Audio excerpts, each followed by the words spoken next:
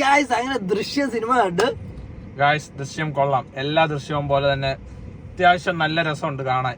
ഒരുപാട് ട്വിസ്റ്റ് ഒന്നുമില്ല. ടെസ്റ്റിനല്ല, അങ്ങനെ ഒത്തിരി ട്വിസ്റ്റും പരിപാടിയും കണ്ടാലേ നമുക്ക് ദഹിക്കണമെന്നില്ല.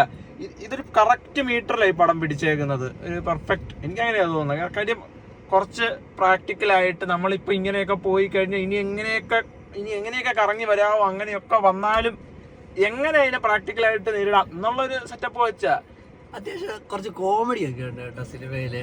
അതിപ്പം എല്ലാ ദൃശ്യത്തിലും ഒരു ഇത്തിരി കോമഡി ഇല്ല, ആ കോമഡി പക്ഷെ ഇതിൽ ഇച്ചിരി കൂടെ ഉണ്ട്.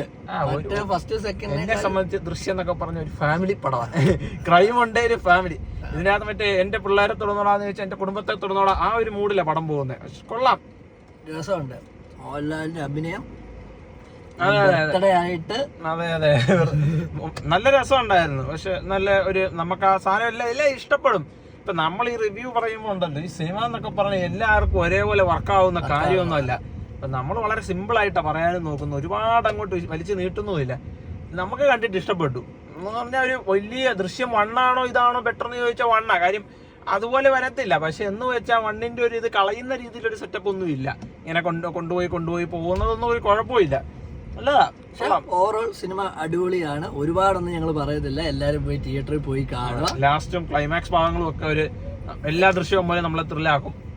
അപ്പോൾ എല്ലാവർക്കും ഒരു ബൈ. അപ്പൊ ലാലേട്ടന് നമ്മുടെ ഹാപ്പി ബർത്ത്ഡേ.